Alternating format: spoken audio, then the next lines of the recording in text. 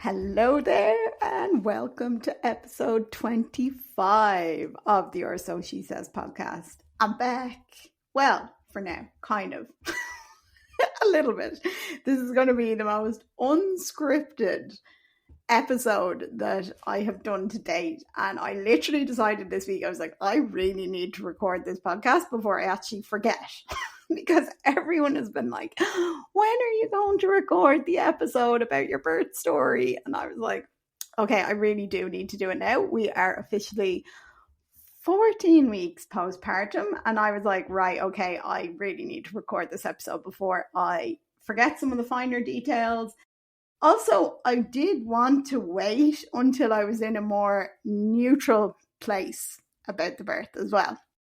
So we'll talk about this in depth throughout this episode, but what I will preface this with before I jump into anything today is if you are someone who is pregnant and you are only listening to positive birth stories, then you might not want to listen to this.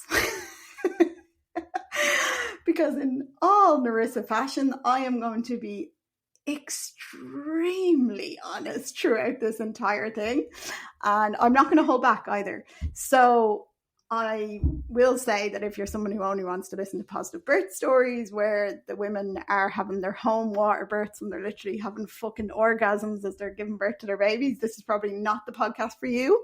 However, what I will say is I was one of them delusional fuckers who was only listening to these positive birth stories because I was like, I don't want to do my echo chamber that I'm listening to negative birth stories. And I regret that now.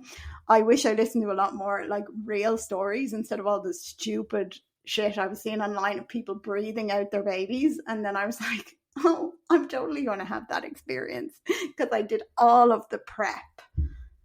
That did not happen. Spoiler alert. So I actually, to be honest, wish I listened to some more real stories. And what I will say here is this is going to be a very jumpy episode that, like, I don't know, while I'm doing things, I might jump back and forth between things because I'll probably forget. If you've never been in labor before, you probably won't understand, but if you have been in labor, you will completely understand that time is irrelevant when you're in labor. So, like, when I say these times, people are probably going to think like, my God, that is such a long time. But actually, when you're in the height of labor and you're literally just riding each contraction as it comes, you lose track of time. So like an entire day will go and you'll just be like, oh my God, it's the next day. But like, it's bright outside and you're just like, wait, what? So if I'm jumping between times and going back and forth a little bit, just bear with me, okay? I also just wanted to record this, like literally just from the heart as well, which means that there's no scripting, there's no me writing it out what happened. I actually just want to see from the heart, from the throat chakra being open, what happened, my experience of it, and everything else in between. Before I jump into that, though, I want to say a huge thank you to everyone who has bought my book so far. I basically launched my book back in May, went on maternity leave, and did absolutely nothing about it. I was getting loads of messages of people, and they were like, oh my God, your book is amazing. I love your book. Where can I buy your book? Blah, blah, blah, blah, blah, blah, blah. And I literally obviously was on maternity leave, and then baby Ella arrived, and we've been a little bit busy since then, so I haven't really had time to say thank you to everyone who bought it. To anyone who hasn't bought it yet, I will link it below. It is available on Amazon. And anyone who has bought it and read it, or even read a little bit of it and is really liking it, I really, really, really appreciate if you could start leaving some reviews on Amazon. People have sent me so many messages saying they're loving the book, and I'm like, that is amazing. Thank you. Love it. Appreciate it. Please leave a review on Amazon because it helps boost the book, and then I can reach more people. Same thing goes for this podcast. I do not have time anymore to be promoting things online. I've actually been completely off social media for the last 3 weeks. It has been glorious. I love it, but I decided I would make my reappearance on social media with a fucking podcast. So I don't have time to promote things and share things. So if you like what I do and you would like me to continue doing what I do, it's going to very much rely on people sharing my stuff at the moment, because I really, really don't have time to be spending time on social media promoting things anymore. So I do apologize. So if you like what I do, then please give it a share. If you like this episode, please give it a share. I think it's going to be one of them episodes that I actually wish I listened to when I was pregnant. I'm not going to lie. I went completely one direction when I was preparing for the birth, and I did all of the prep, and I will talk about this before I talk about the actual labour, but I did all of the prep. I did the spinning babies. Ella's head was in a fabulous position. I did all the mindset work. I did all the hypnobirthing. I did all of the things. I did the prenatal yoga. You fucking name it, I did it. I did the perineal massage. I ate the dates. I drank the fucking tea. I did it all. And I was like, I'm going to have a lovely, wonderful, positive birth story, and I'm going to have a beautiful breastfeeding journey, and all of these things that I think I can fucking control, because I'm a control freak. And if there's one thing that this birth and parenthood has taught me, it's you can't control anything. So if you're anyway someone who likes to control things, this will be the biggest test of your life, because you have no control over any of it. I was literally thrown into the height of having to deal with so many different things that I literally had absolutely no control over, including having to finish my breastfeeding journey after a month, because of things that happened along the way. Don't know if I'm going to get into it in this episode. I might just talk about the birth, and then I might do a separate podcast on the 4th trimester, which, by the way, here's another thing I'm going to say.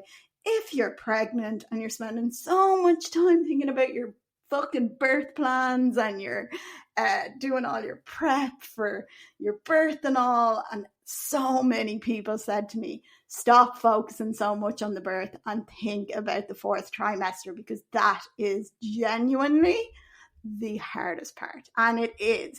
You are going through the biggest hormone crash of your fucking life. I want you to think PMS on crack. That's what that hormone crash is like. You're also going through sleep deprivation. If you're someone like me who loved a good 7-8 hour sleep every single night and couldn't function on less, get prepared. You're dealing with that too. Also, you know, you've got this new little human that you have to look after, and you get home from the hospital and you're just like, oh my God, we are in charge of you. I can barely look after myself. What is this? And you're dealing with that.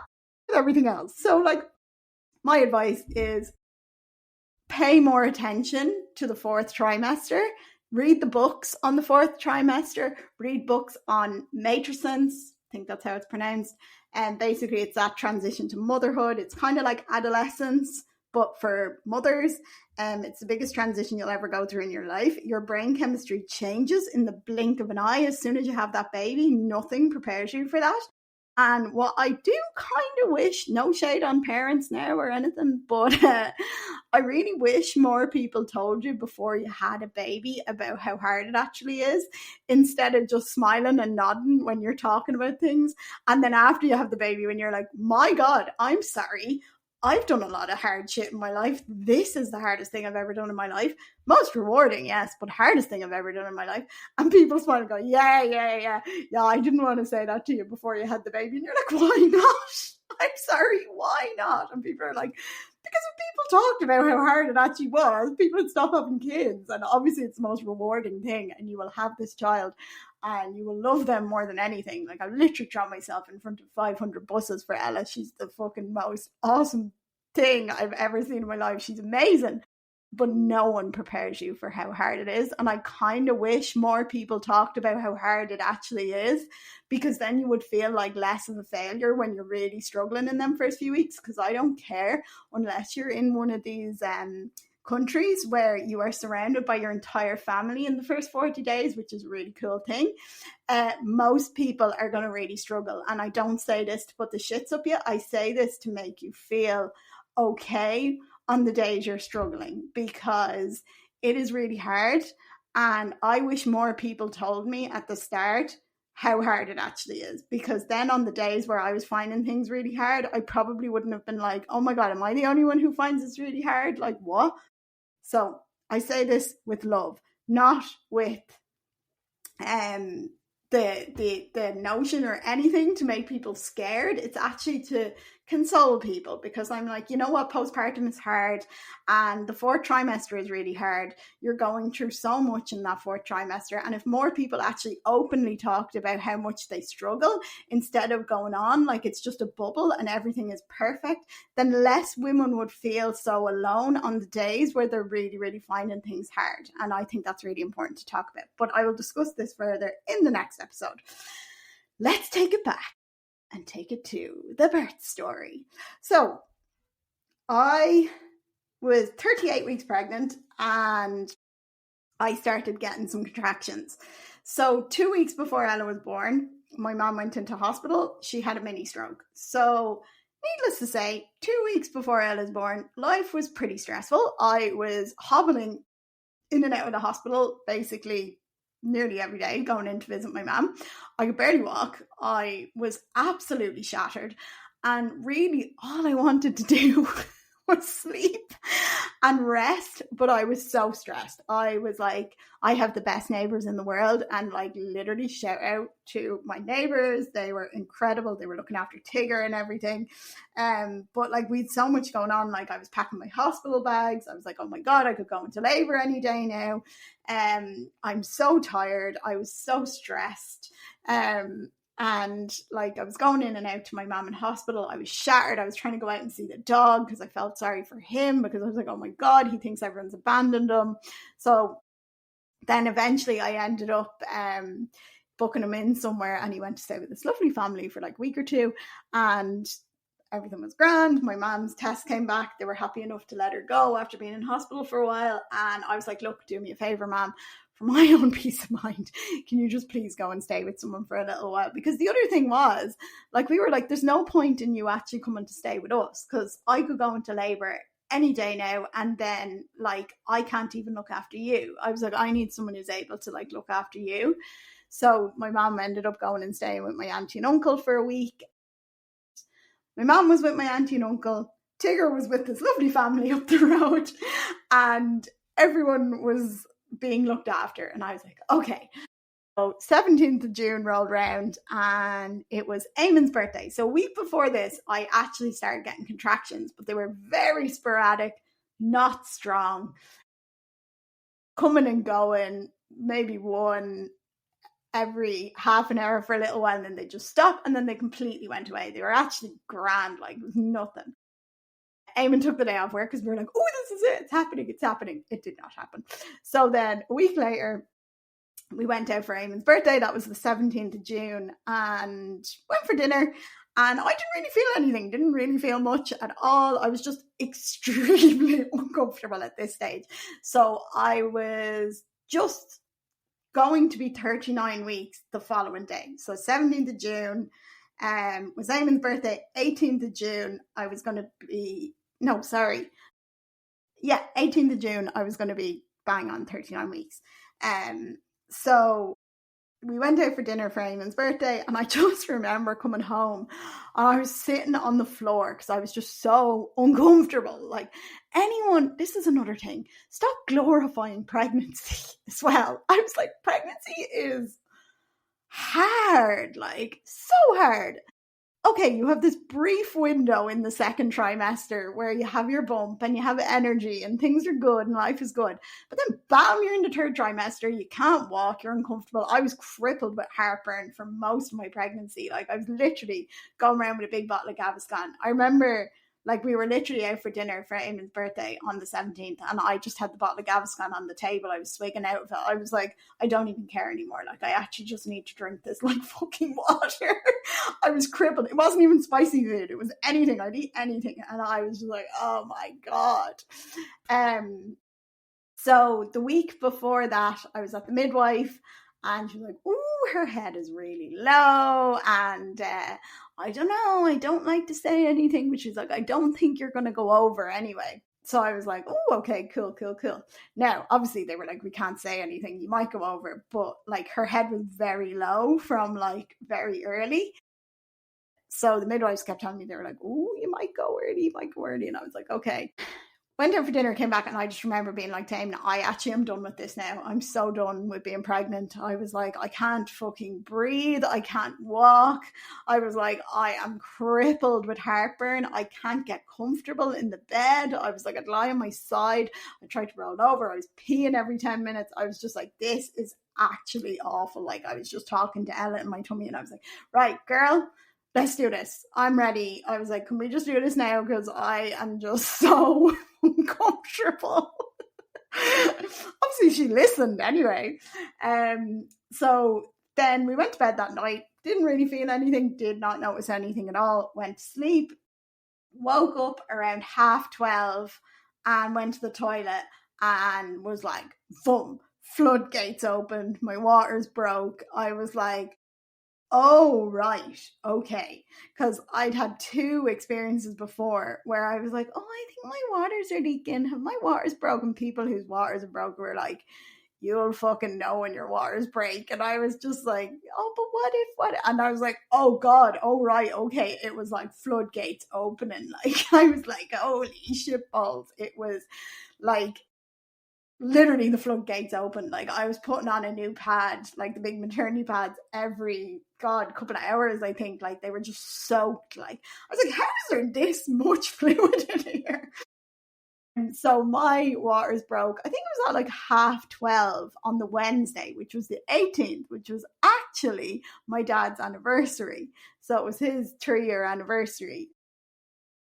I kind of had this gut feeling that I was going to go a week early, because I said to Damon, I was like, it's my dad's anniversary. I think she might come on my dad's anniversary.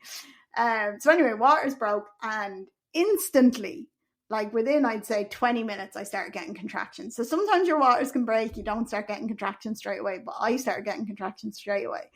And might I add, so many people have tried to talk to me afterwards, people who are really like advocates for natural births and stuff like that. And when I told them how long I was in labor for, they tried to be like, well, you know, some people are in labor for like 72 hours and all. And I looked at them and I was like, yes. And those people that are in labor for 3 days, their contractions started usually very slowly. So labor usually starts slow, right?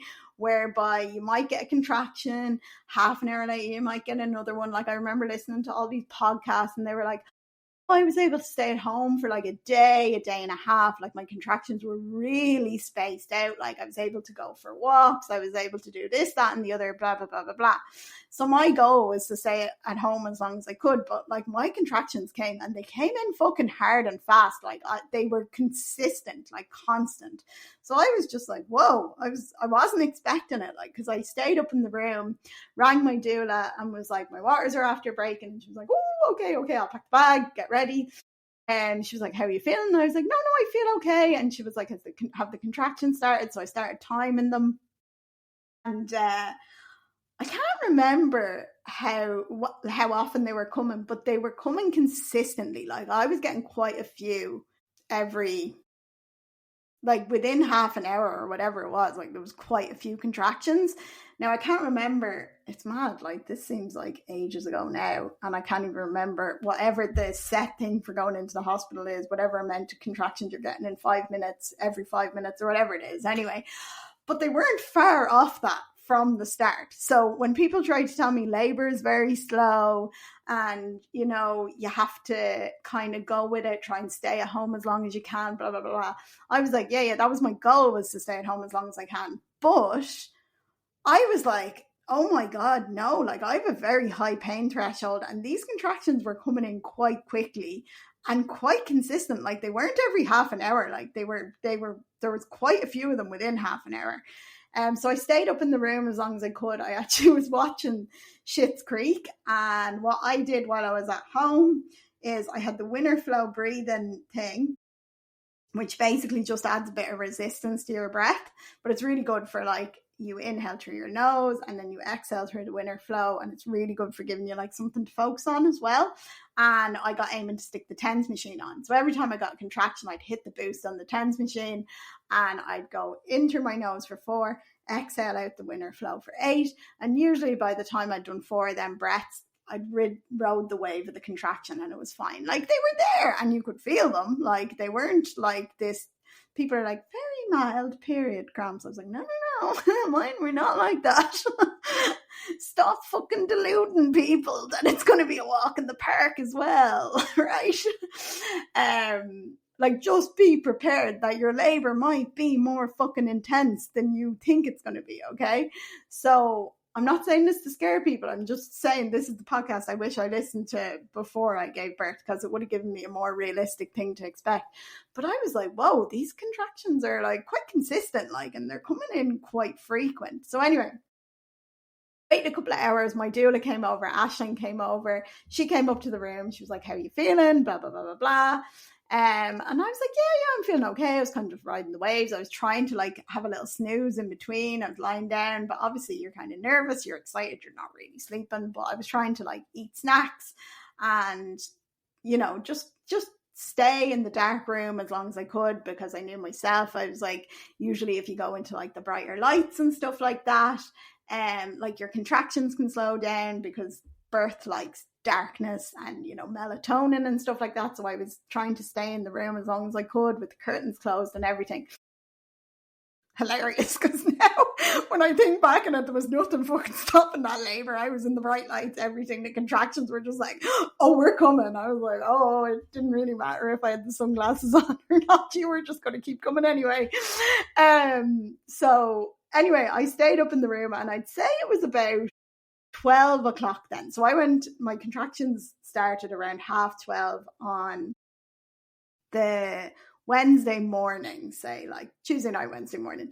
So by the time it was like 12:30, 1 o'clock, I came downstairs, and Aisling and Eamon were downstairs.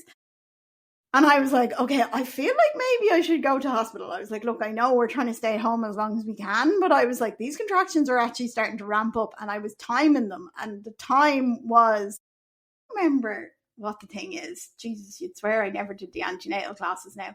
But whatever the timing thing is, for 1 hour, this many contractions within this many minutes for consistently for 1 hour, and then you can maybe start making your way to the hospital. So I'd been having that for a while, and I actually remember then when I was down in the sitting room, I was on my yoga mat, and I literally was like, okay, these are actually ramping up already, like these are getting more intense.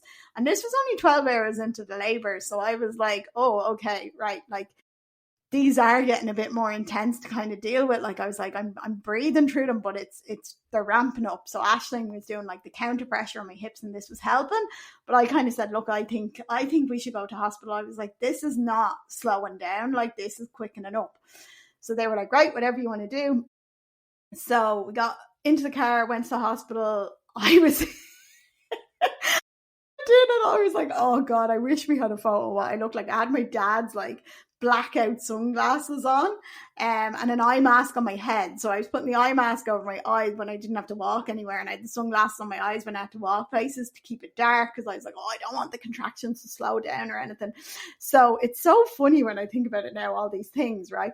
I had to wait in the waiting room of the rotunda, and I've been into the rotunda a lot since the birth, because of my fucking scar and the shit show I was dealing with afterwards. But it was so funny, because me and Eamon, the amount of times we were in there, and I was like, how come when I'm in here now afterwards, there's women in here in labour, or they're going in with their bags and all. Now maybe they're going in to be induced, okay, and they actually weren't in like labor. But I was like, everyone was so like chilled in the room and just sitting there. Me, on the other hand, when I was in that waiting room, I couldn't sit down. Her head was so low, I could not sit down. So I had to stand. And I was getting to the point, it was getting harder and harder to stand up straight. I had to like be bent over. So I was bent over, holding on to the wall with my sunglasses on, hanging out of my winter flow and holding the TENS machine, breathing into it. I was like, oh. And there was this older couple.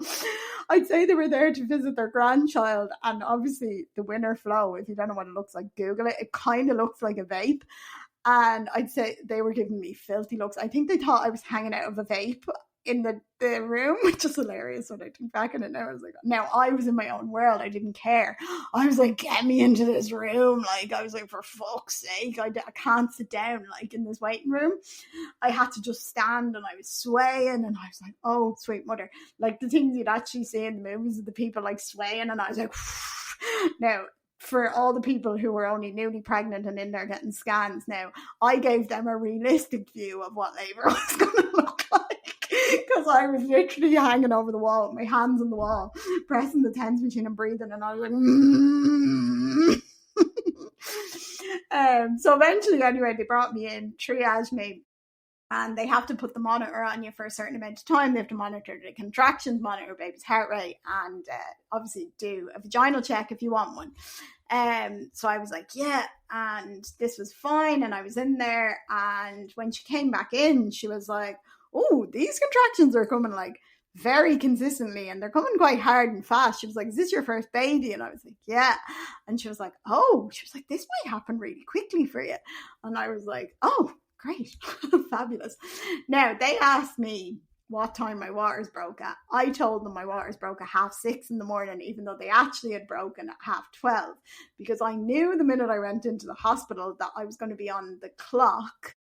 Because if your waters break, you're on the clock for how long they will let you labour before they try to induce you, because they say the risk of infection, XYZ, blah, blah, blah, blah, blah. I knew all this. I knew all this going in.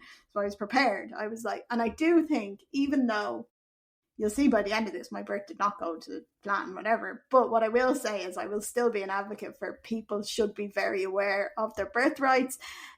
There's so much unnecessary inductions going on in hospitals, and I do genuinely believe that people should be more informed about their options when it comes to birth, because if you're just going to go by the hospital system, they want you in and out as quick as possible, and the rate of inductions and stuff like that is just ridiculous. I was actually part of a study that they were doing on inductions and stuff like that. There was I think it was a Trinity study, and they asked me would I be part of it. They were looking at low risk pregnancies, and they were looking at the rates of induction and stuff like that. So needless to say, now they come into you when you're in fucking labour to ask you the questions, and I was in the height of it, and I was like, are you for real? Like, I can't talk to you right now. Like, I remember Ashley was beside me, and your one was trying to ask me questions, and I was like, and I was like, no. And she's like, on a scale of 1 to 5, do you think? And I was just like, on a scale of 1 to 5, I'm going to fucking hit you with something. I was like, get out of my face. So yeah, I think the way they actually set up the thing, I think it's great what they were doing, because they're trying to highlight the rates of induction in Ireland, and especially unnecessary inductions.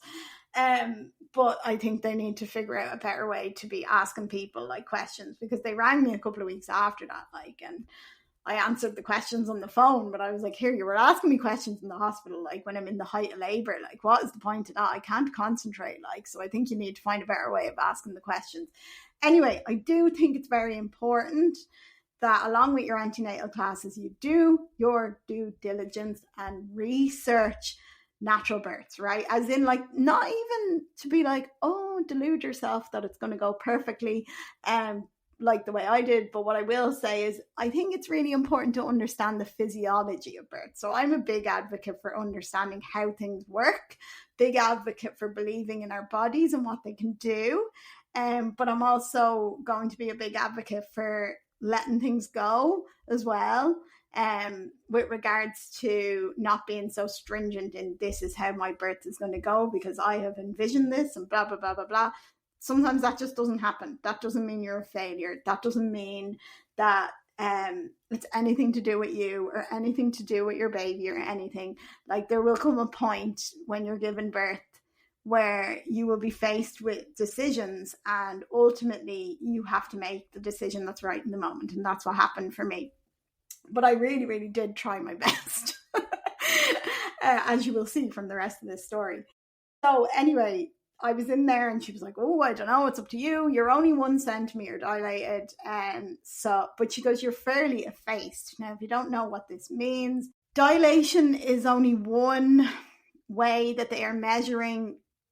Progress is a really shit word as well, because failure to progress makes women sound like a failure. And ultimately, I would say on my file, what was actually put down was failure to progress, which means that you're not dilating past a certain amount. Now, I haven't actually had the chance to go in and talk through my file yet, which I have requested to do.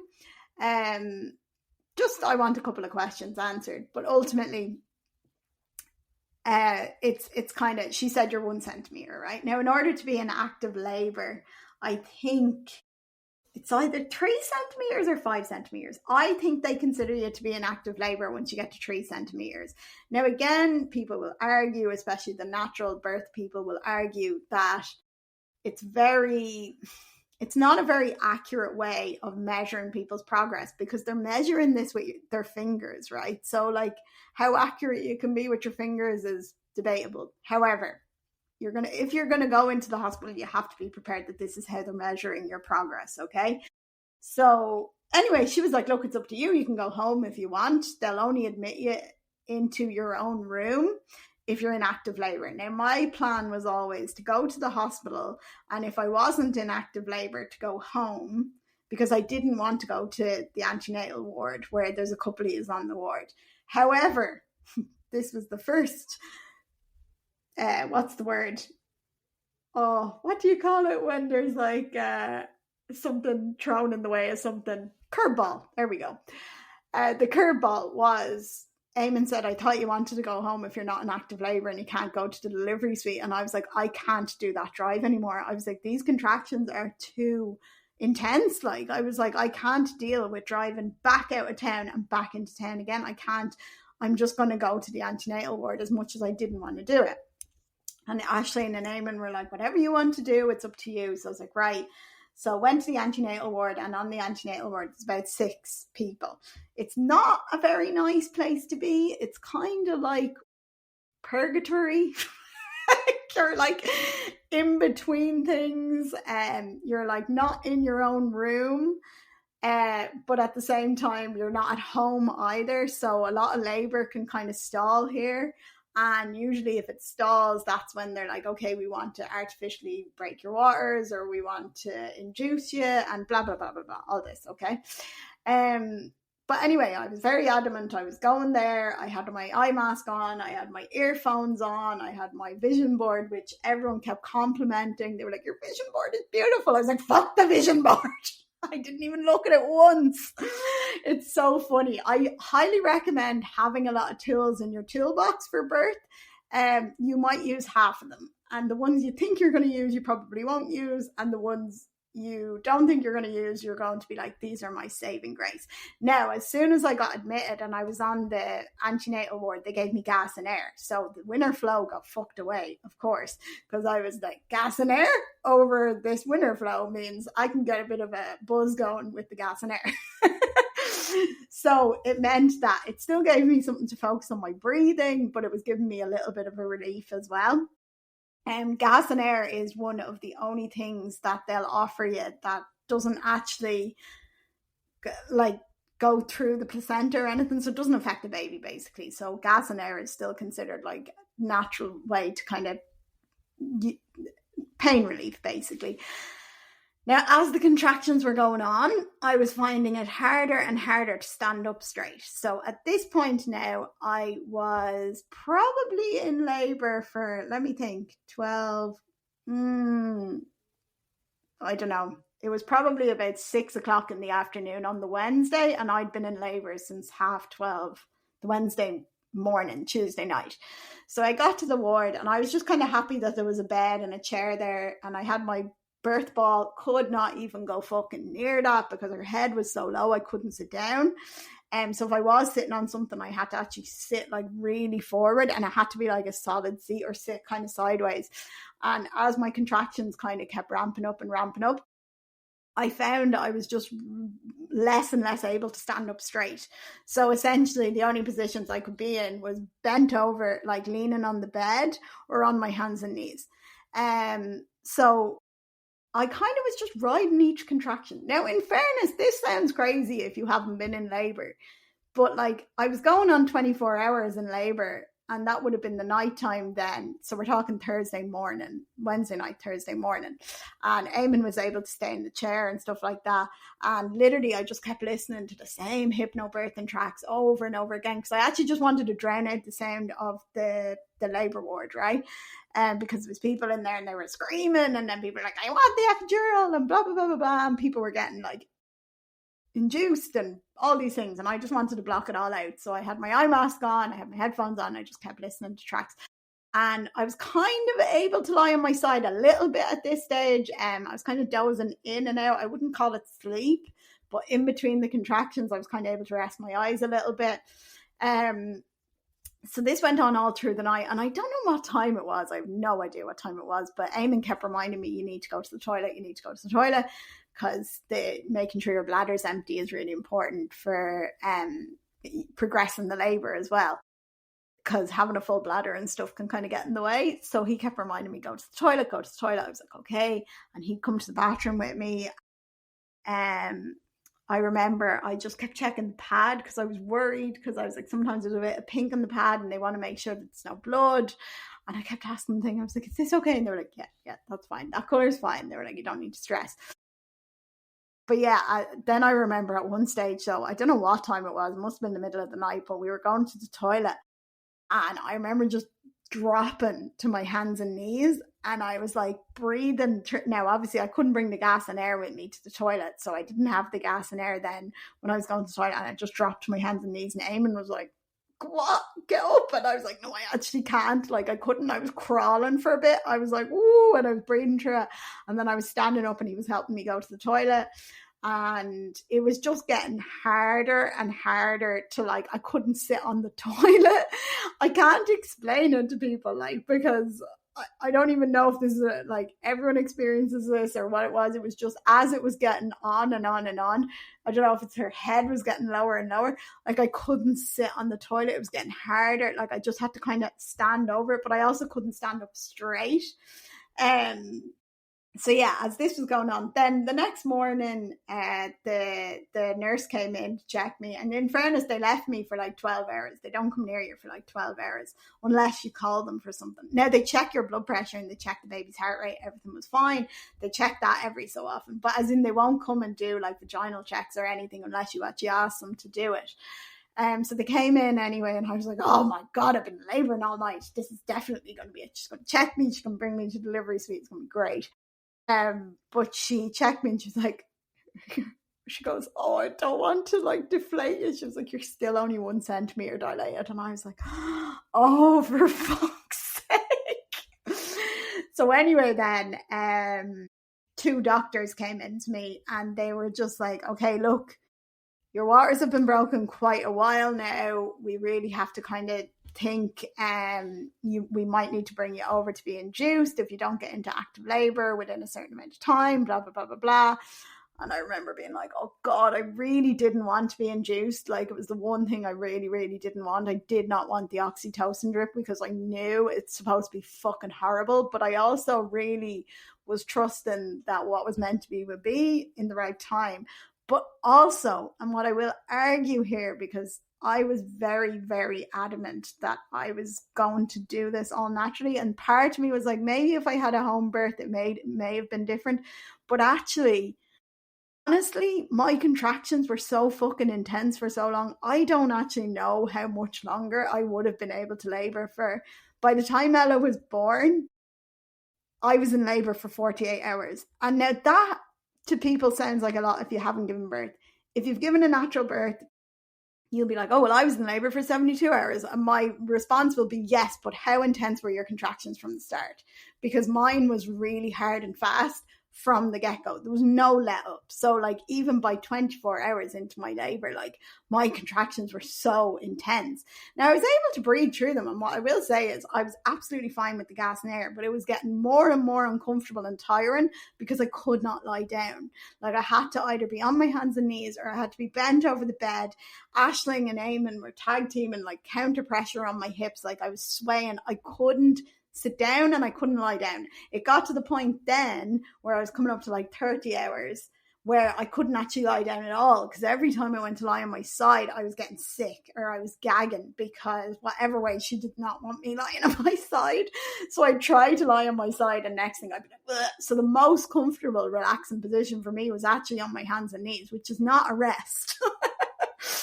And I couldn't sit down. So I was like, I was exhausted. Like, I was genuinely exhausted. And my doula was like, I have been at a lot of births. She was like, you literally were a trooper. She was like you did not let up, and there was no breaks. Like there was no breaks. So basically, doctors came in and I was still on the antenatal ward. They were like, look, you're only 1 centimetre.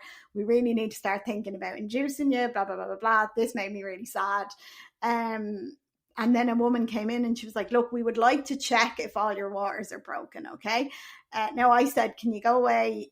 Not go away, but like I actually just wanted to talk to my doula about like, what does this mean? Does this mean they're trying to artificially break them or anything? Blah, blah, blah, blah, blah. I just wanted to talk through my options before I agreed to anything. And Aisling was like, no, they're not trying to artificially break them. They're actually just checking that all of the waters, all like the front, the back, all this are actually broken.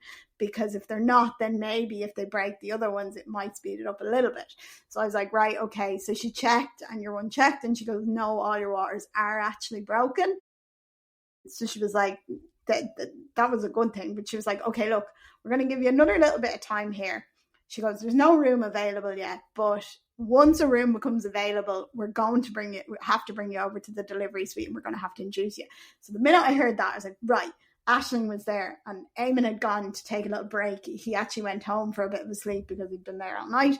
And I was there with Aisling and I was like, now at this stage, I'd been in labour for like, I don't know, 30 something hours and like barely slept. And I said to Aisling, I was like, right, what can we do here to speed this up? I need to get into active labour. Like, and now I barely sat down anyway, but she was like, right, let's get up. So I was like up and I was swaying and I was bent over the bed and she was squeezing my hips and I was moving and I was breathing and I was moaning and I was groaning and I was on my hands and knees and I did not fucking stop moving. Like I was swaying, I was doing everything, I was breathing. She was like, your breathing is amazing, keep going, keep going, keep going. She was amazing. Like literally, I don't think I could have got through it without her. Like I was just like, her and Eamon had workouts, but like Aisling was working out.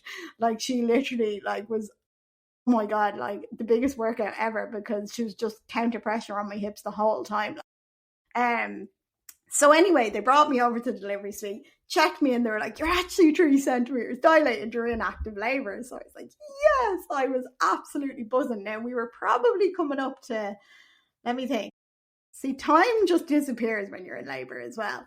I was buzzing though. So I would say I was coming up to maybe 34, 35, maybe about 36, 37 hours in labour at this stage, right? So it was probably the afternoon of the Thursday now we're on, and my waters broke Tuesday night, Wednesday morning. But I was in my own delivery suite. I had 2 really nice midwives. They were absolutely amazing, especially the one who was actually training. She was just so sweet. Like, and I was there and I was able to put my lights on. I was able to put my own music on. It was really nice. Like, as in, I was still riding the contractions. It was still really fucking intense and hard, but I was just breathing through them all. I was starting to get a bit tired. Like, I really was. My legs were aching me, like, because I just couldn't get off my legs. Like, every time I tried to lie on my side, I got sick. So I either had to be standing up over the bed or on my hands and knees. And every time I had to pee, I was dreading it. Anyway, because I was in active labour, they were able to give me another 4 hours before they checked me. So I was like, okay. Now, just before, I'd say I was at 3 hours, I instantly got like this wave of more energy. And I was like, I don't know where it came out of, like, because it was probably up to like 40 hours in labour at this stage. And I was like, put on my playlist. I was getting really into it. I was moving. I was doing everything. I was like, no, this is it. We're gonna go into transition, and this is gonna happen, and it's all gonna go fucking gravy, baby. From here, we're nearly up to 40 hours at this stage. But anyway, this was going on for an hour, and I was getting into it. And Aisling was like feeding me jellies and everything, trying to give me a bit of sugar for energy. And I was like, ah. Anyway, then they checked me again. Still only 3 centimeters. So at this stage now, I was on the clock. My clock had run out. They were like, we have to induce you. And I was like, no. And I instantly knew that things were going to go downhill from here. Not because I just knew I really didn't want the drip. But at the same time, what I will argue is I was angry when I think back on this, because I was like, maybe I would have jumped really quickly from 3 centimeters to like 10 if I'd have just been left alone. But what I am starting to make a little bit of peace with is I don't physically think I could have gone much longer. I was in a very, very different position to some people who are able to labour for 3 days because their labour starts very slow. Also, some people are able to lie on their backs. Like, not that you're advised to lie on your back for labour, but they're able to like take a little break, or they're able to lie on their side and take a little break. Like, I was on my feet at this stage probably for 12 hours because I couldn't actually get off my feet. I was either on my knees or I was on my feet. Like, I was fucking shattered, like shattered. So even though I really didn't want to be induced, when I think back on it now, I'm also like, how much longer could I have genuinely labored without completely writing myself off, like, and not being able to do it anymore? Because I was getting to the point like I could barely stand. So they ended up inducing me, and this was horrific. I will tell you one thing. I would go and choose a C-section 20 times over before I would ever be induced with that fucking oxytocin drip again. It was the most horrific thing. Now, I know people who are induced, they usually get the epidural. I didn't want the epidural, so I decided to just be induced, right? So they started off slow. The way the oxytocin works is it ramps up your contractions. So I remember the two midwives talking, and I vividly remember the two of them, and one of them was saying, I know she's not having that many contractions within the 10 minutes, but she was like, her contractions are really long. Like, by the way, people are like, I can do anything for 1 minute. That was on my vision board. My contractions were not 1 minute. They were like 2 minutes. They were really long. So even though I wasn't getting enough in the 10 minutes, mine were way longer than the 1 minute as well. But your woman was like, no, she needs to be having this many in this space of time, or else it's not applying enough pressure on the cervix to dilate or whatever. And I was like, oh God. So anyway, the oxytocin drip started, and I would say within half an hour, I was screaming. And I just remember, like, every half an hour, the drip goes up and it gets stronger. So within half an hour, I was like, oh God, like, I was not getting a break. Like, the thing is, I was laboring for 40 odd hours with contractions coming in very regularly and quite intense, but I was able to breathe through them with the gas and air, because I kept saying, breathe in for 4 and out for 8. And if I do 4 to 6 of these breaths, I've ridden the wave. I just keep moving, and then I breathe in between. There's a break. There's no fucking break when you get that drip. So the minute the drip came, I was like, oh my God. And every half an hour, it was getting worse. And I was like, there was nothing I could do. Like, the gas and air was doing nothing. I was gagging because I was actually trying to breathe through them. But because there was no break in the contractions, I was breathing so much gas that I actually started gagging because I was taking in too much gas, and I was like retching, like I couldn't move. I was trying to sway, but I was actually screaming. I was like, Jesus fucking Christ. Like, I was like, I have a very high pain threshold. Now, what I will say is, if you're someone who's going in to be induced and you haven't done 40 something hours of labor, maybe you're actually more able to handle this. But I had literally done nearly 2 days of labor before being induced. So I was exhausted as well. Like, and my body just went into shock. Like, I was like, this is torture. Like, so I tried my best for 2 hours, and I literally looked at Eamon and Aisling, and I was screaming, crying. And I was like, I can't do this. I was like, get the epidural now and turn that fucking drip down. I got so angry with the midwives. Like, I was like, turn that drip down. I was like, I actually can't do this. I was like, I'm not joking. Turn that drip down. Get the epidural, and then you can turn it back up. Like, I went from being so calm and so zen to being extremely angry. Like, I was very demanding then. I was like, get the fucking epidural and turn that drip down. I was like, I actually can't do this anymore. Like, I was like, I am going to pass out. Like, my whole body was just shaking. Like, so they turned the drip down, and they were like, okay, the anesthesiologist is next door, so we'll get him to come in and give you the epidural, and then we'll turn the drip back up. And I was like, right, grand. So at this stage, I think I was laboring for like 47 hours, 46 or 47 hours anyway. And I was literally at the point then I was just like, okay, anything to just ease it off. I was like, fuck.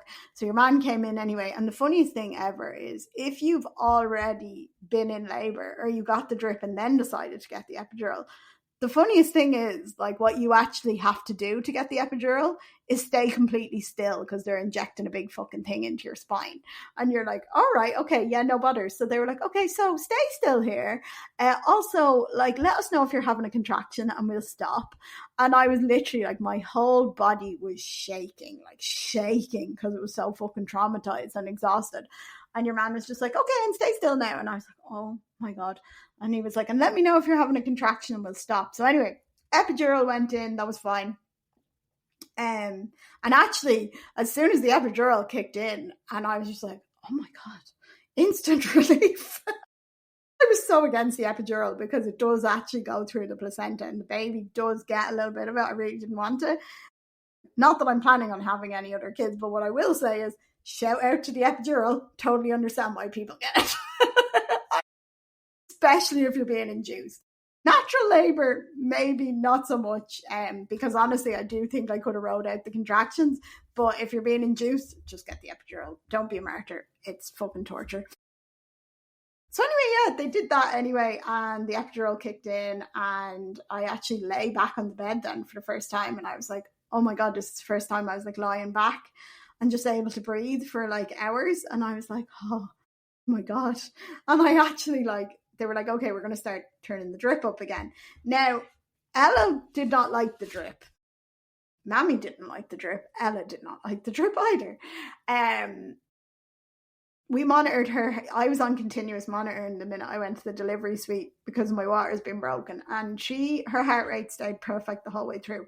The minute we started with the drip, her heart rate was not, I don't think, near like, she was getting a little bit more distressed with it. But got the epidural anyway, and I calmed down. We calmed down. I couldn't really feel anything. Now, I say I couldn't feel anything. Eamon was sitting beside me, and I was like, look at my legs. I can't feel my legs. I was like, they were shaking. My whole body was just shaking, like quivering. And I was just like, I can't stop shaking. Like, I'm actually just so fucking traumatized from that. Like, and he was just like, okay, just relax now. He was like, try and get some sleep even, because my eyes were starting to go. I was actually tired. Like, so I was like, maybe I'll be able to go to sleep.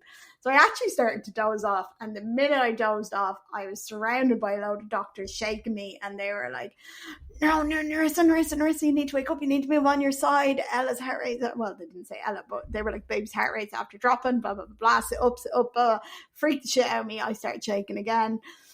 Anyway, they got her heart rate back up and they're fine. And I literally was just like, and then there was two surgeons there, doctors, surgeons, and they were like, look, so we've turned the drip down again, blah, blah, blah. I think we're going to try the drip again.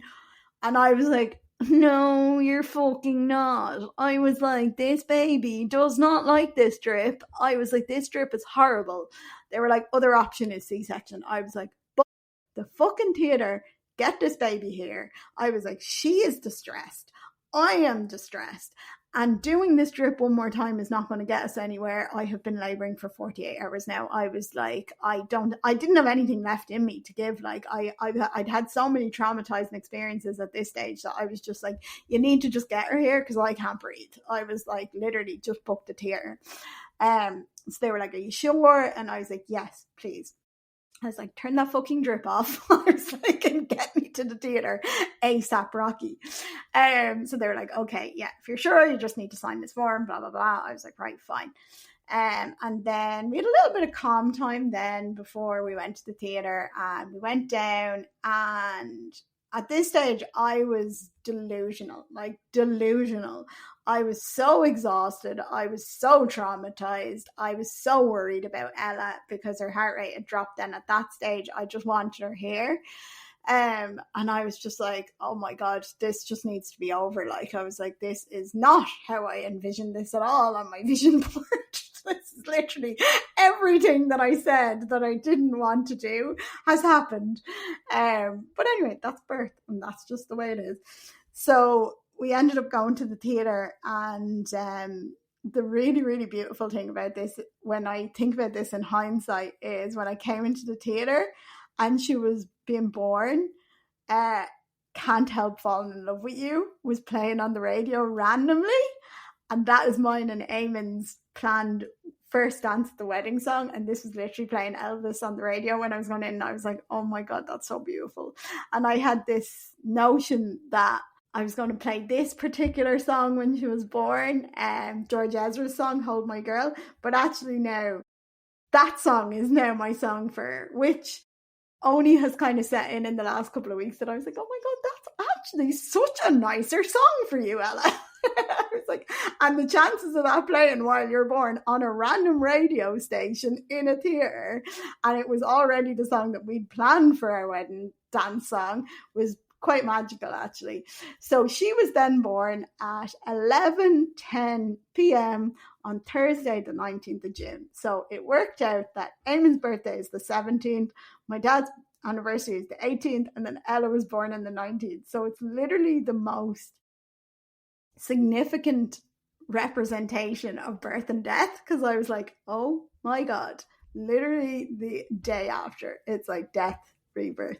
Also, sometimes I was like, when I think about it, I'm like, I wonder if that my dad reincarnated. I went into labour on his anniversary. He's like, and now I'm going to be your daughter and you're going to be put through your paces when I'm a teenager. But anyway, as far I can't actually fault the actual C-section. It was a very calm environment. The nurses, the midwives, the doctors, the anesthesiologists, they were all actually lovely. I was so adamant I wasn't getting a C-section that I knew nothing about C-sections. So I was delusional in that regard. And then when I actually had it, I was like, oh, that actually wasn't that bad. Now, the recovery was a cunt. I'm not actually going to talk about this in this particular podcast. I'm going to do a different one on the fourth trimester. But the actual C-section wasn't that bad. Like, what I will say is, if I actually skipped over the whole oxytocin drip and went from natural labour not progressing to C-section, it actually would have been not that bad a birth and not that traumatizing. I was like, it was actually the in between, that oxytocin drip, that really, really traumatized me.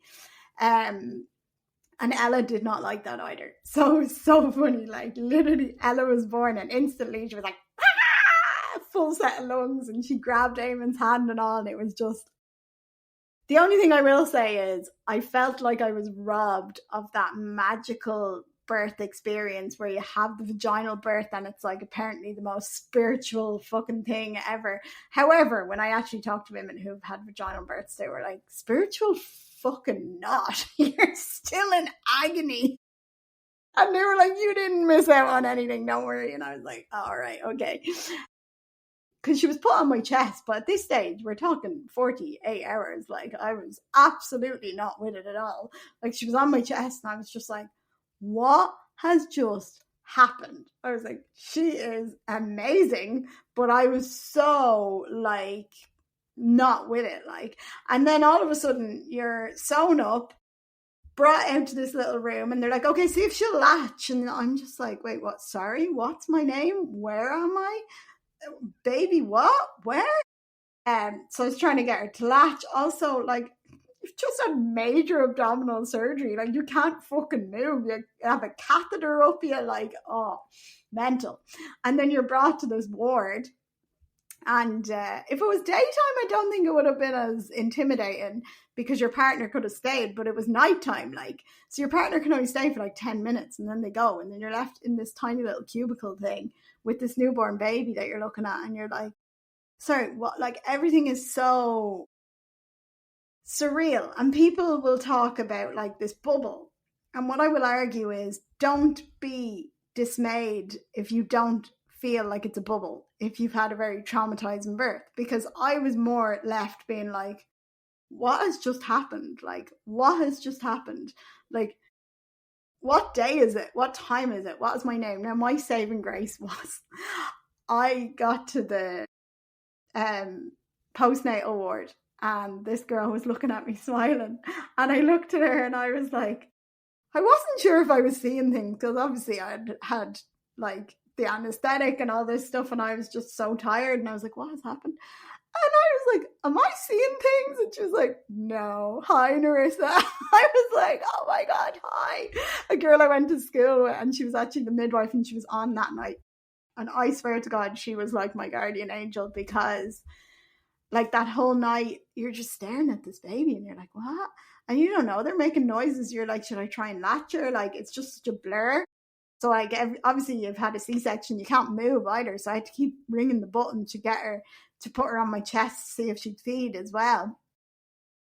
Now, lucky enough, Ella had like a great latch and everything. It's mad. Like when I think back on it now, it's such a blur. But like, you're just sitting there looking at them and you're like, oh my God, did that just happen? Like, you're real. You were in my belly a minute ago and now you're like here. And you're like, what? It's crazy. And then, the night is just mad. Like, you're just staring at them, watching them breathe and being like, I think it's more like, did that just happen? And obviously, like, you're trying to take it all in, but it's very hard to take in when you're also absolutely exhausted. Like, my whole body was just dead, and you're running on pure adrenaline and fumes, like, and you're just like staring at this little human being like, how is it possible that like only a couple of hours ago you were in there and now you're here? It's so strange. And I think like then obviously like the next day when Eamon was in and stuff like that, and it still felt really surreal for a couple of days. And you don't sleep, like, you do not sleep. No, like, sleep when the baby sleeps, my ass. I was like, especially in them first few days, you're just running on pure adrenaline. Every little noise you make, you're just staring at them, like.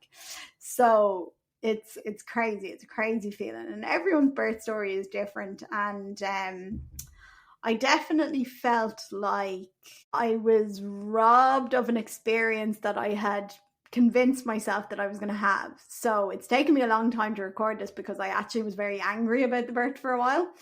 And on an energetic level, I think that's part of the reason why my C-section scar kept opening also. Anger obviously can fester in the body and cause like open wounds, stuff like that. And I'll talk about the whole C-section recovery when I talk about the 4th trimester. I won't get into that, but I had a really, really rough time of it the first few weeks. And I did not have a very smooth C-section recovery. And what I will say though is, you know your body better than anyone else. Now, I'm a yoga teacher. I am now officially a Reiki master. And what I will say is, I know my body better than anyone. And I still had myself convinced that things were normal for the first few weeks when they actually weren't. People kept telling me, you've had major abdominal surgery, like, you need to listen to your body and just rest. If one more person told me to fucking rest, I was going to swing for them. I was like, no, like, I can't stand up properly and it's 3 weeks. Like, I was like, there's something wrong. So I should have actually just listened to my gut, but I didn't anyway. And turns out when they actually did do the swab, when it opened, that I actually had MRSA. So I was like, oh, so that's why I haven't been able to walk. Anyway, that's the story for the next podcast. Trailer, spoiler alert. But yeah, what I will say is, it's taken me a while to come to terms with how the birth unfolded. Definitely very traumatized from it. I have actually sent in a request to the mental health unit in the Rotunda because I'm not letting this go. I know time heals things, but the body stores these things. And I am a firm believer that in order to process things fully, you don't just forget about it. So firstly, you need to talk about it. I want to understand what happened. Now, when I did actually go to see the wound consultant after, she had my hospital notes and she did say something to me about Ella's head positioning. And whatever way her head position was, I don't think it was applying enough pressure to actually dilate, right? Now, I haven't gone through my hospital notes yet. I will, because I've applied to do it. And I actually want to go and talk to someone because they will assess your level of birth trauma. Because I was like, oh, I 100% have birth trauma. Because when I think back on that, people are like, the minute the baby's born, you forget all about it. No, you fucking don't. No, you don't if you had a traumatizing birth. And what I will advocate for here is if you are someone who still has shivers up your spine when you think about the childbirth, that's birth trauma, and it's not something that just goes away with time. Like, I actually think of that situation, and like, I would do it all again in a heartbeat for Ella, because I literally love her more than anything. But would I actively put myself through another pregnancy and another labor? No. No. And people telling you that you forget all these things the minute the baby's born, you forget all about the pregnancy, you forget all about the birth. Maybe you have, but stop brushing other people off, because don't make them feel like there isn't something to dissect there. Like, I firmly believe birth trauma is something that so many women are going through.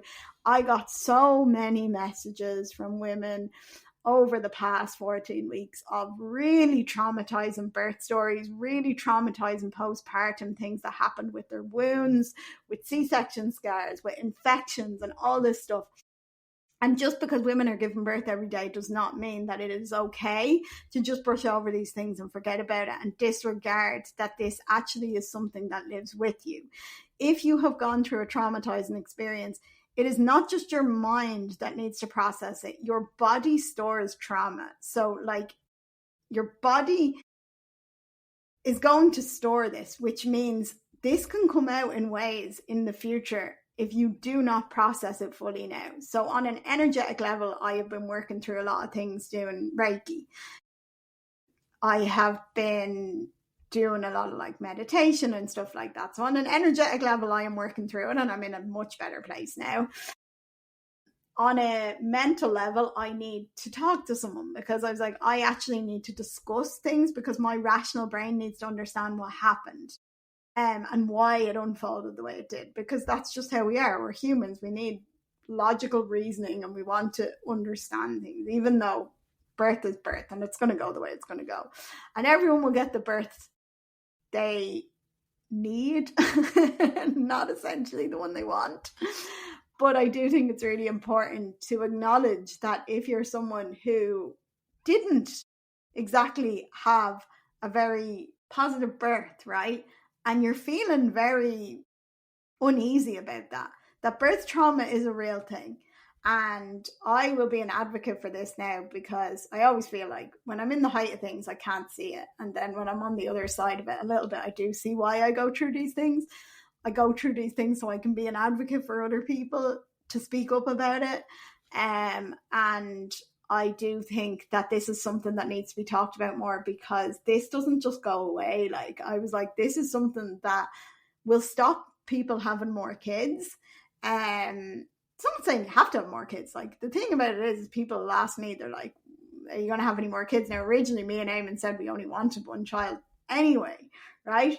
But did this definitely impact my decision for the future? 100%, yes. So if I was somebody who wanted to have 2 and 3 kids and I had this birth experience, then I would be like, no, absolutely not. That would put a strain on a relationship where they said, oh, maybe we want 2 or 3 kids, you know? So it's really important that women understand, like, you don't have to go through it alone. Like, talk about it, discuss it, and work with it, and work with yourself. On an energetic level, like, it needs to be moved through. But then on an intellectual level and an emotional level, it needs to be talked through. And you need to talk with someone who understands this, a professional, like. So I do think that's something that needs to be more talked about. And it's okay. I've had to come to terms with the fact that, you know, it didn't unfold the way I wanted it to. Like, I was very angry about things for a while. Like, I was on social media and I unfollowed all of the birth pages I was following when I was pregnant. Like, really, really good podcast pages, all these positive birth stories. Like, I unfollowed them all because it actually really triggered me. Like, I was really fucking triggered, like, really annoyed. And when people were talking to me about things or saying like plans and all this, I found myself getting very bitter. I felt like going, yeah, good luck with your fucking plans, which is not me. Like, everyone is entitled to do what they need to do. And I was like, whoa, if I'm having this really strong reaction to these situations and these are triggering me, then obviously this is something inside of me that needs to be dealt with. And like, you can say oh, as long as the baby's here and they're healthy, that's all that matters. And I was like, no, like it's really important that mothers look after themselves as well. I was like, because in order for you to be the best parent you can be to your child, you need to have a regulated nervous system as much as you can. And one of the most dysregulating things for anyone's nervous system is trauma. And trauma can show up in different ways, not necessarily showing you where it's come from. So like for me, because of the birth and everything, like there was a few things that happened after, like my anxiety was really fucking high for them first few weeks, like really insanely high, right? And I kept putting it down to things that were happening, but actually I was like, no, like actually this is just because those first few weeks were really like traumatizing. That was actually just my nervous system shot to shit. So I was like, what I actually need to do is look after myself. And the more I look after myself, then I'm showing up as a better parent for my child. And I don't want my child growing up with anxiety because I'm anxious around them because of a traumatic experience that happened to me, and passing that on to them, because this is how generational things get passed on, because people don't deal with the shit they need to deal with and they pass it on to their kids. So I was like, no, I don't want this. Like I was like, I am going to be an adult here and I am going to deal with this head on and deal with the things that are coming up. Because if there's one thing birth and motherhood will teach you, if there's anything in your closet that you have tried to push down throughout your life, it will turn you upside down and it will shake you. And every single thing you have tried to push down in your life will come to the surface. And you know what? The best thing about that is it forces you to deal with your own shit and finally actually deal with it. And I'm finding like this has done it. I also did my Reiki master course there about 2 weeks ago, and that is bringing stuff up. And I was like, it's bringing everything up, but it's bringing it up to deal with it finally. Like I was always like, oh, I'm just someone who's such an overachiever and I do really well. And I was like, no, do you know what? You probably just had high functioning anxiety, but you didn't notice because you kept yourself so fucking busy all the time that now when you're actually sitting at home and having to slow down because motherhood forces you to slow down, you actually need to sit with your own thoughts and deal with the things that you've been trying to push down for a long time, which is actually, if you don't avoid it and you lean into it, it's the most amazing thing that you'll ever do for yourself and your children. Okay, I've segued there loads. But anyway, park it there. Any questions? Anything at all? Like if you're pregnant or you're trying to get pregnant or you have your birth coming up and you want to ask me anything, feel free. I wanted to record this raw, unedited, and just bash it up because I was like, this is coming from the heart. I was just telling you exactly how I felt and exactly what happened through my unfiltered mouth. And it's kind of the podcast I just wish I listened to when I was pregnant, because I was like, oh, you know, like it's okay for things to not go the way that you planned and to just understand that that is also okay. So before I finish today, I'm going to talk, shameless plug, sorry, but I'm going to do it anyway. I'm just going to talk a little bit about my book, okay? So for anyone who's wondering what it is about, or if you are in any way inclined to have a little read, I actually find I pick this book up sometimes downstairs and read little bits of it. And I'm like, wow, this is actually really fucking good. I was like, I should probably read my own book again from the start. So it's called Metamorphosis. I'll link it below. And it is available on Amazon. So what if the key to transformation wasn't just working on your mind, body, or soul, but all three together? You've tried the mindset hacks, but self-help cliches and toxic positivity just don't cut it. You've followed fitness plans, but struggled to stick with them. You know you should take care of your body, but diet culture and the sea of misinformation on the best diet and exercise plan has left you exhausted. And when it comes to spirituality, let's be real, just go within isn't exactly helpful when your brain won't shut the fuck up. The truth, real change does not happen in isolation. Metamorphosis is a no BS guide for women and men, to be honest, but we'll say women here because the cover is pink, so I apologize to the men who don't want to buy a pink book, but it is really good, who are tired of quick fixes and ready for a holistic, practical, and science-backed approach to self-improvement. Introducing the ESP method, a revolutionary way to approach transformation by integrating mind, body, and soul. Because true alignment happens when all three are working together. What I will add here is this is actually how I'm approaching this whole thing that I'm going through at the moment as well. I'm dealing with it on a mental level by going to talk to someone, on a physical level by actually looking after my body, back doing some Pilates, getting out walking, eating better food. And then on a spiritual level, I'm doing a lot of Reiki and other energy practices, okay? So empowered mind, break free from perfectionism, rewire limiting beliefs, and master sustainable habits that actually stick. Strong body, ditch diet culture, fuel your body with what it actually needs, and train in a way that feels empowering, not punishing. Powerful soul, move beyond surface level spirituality and learn how to truly connect, align, and live with purpose. The secret, each area amplifies the other. When you strengthen your body, your mind becomes clearer. When you rewire your mindset, your soul feels more aligned. And when you integrate all three, transformation becomes inevitable. Written by a former professional Irish dancer turned wellness coach, packed with relatable stories, expert insights, and practical tools, Metamorphosis blends humor, science, and straight-up truth bombs to cut through the noise and show you how to reclaim your energy, confidence, and inner power without the fluff. If you're ready to break free from the cycle of self-sabotage, reclaim your energy, and step into your full power, this book is your roadmap. This book will help you finally transform not just one area of your life, but all of them. So I have linked it below if you would like to buy it, or if you already have it, I would love if you could leave me a review, please, please, please, please, please. It'll really, really help boost the book, or tell your friends about it, tell your family about it. Also, if you like this podcast, give it a share on social media and tag me, because, as I said, I do not have time to be promoting loads of stuff on social media anymore. So I'm only going to keep doing things if there's a point of me doing them, and there's only a point of me doing them if people are listening to them. And the only way more people are going to know about this is if you guys share it, because you've no idea how much the shares help. And yeah, otherwise, hope you have an awesome day. Send you lots of love. Next podcast is going to be about surviving the 4th trimester. And maybe the next episode will be called Or So We Say, and it'll feature Emma, and I'll do it on video because she's cute as hell. Love you. Bye.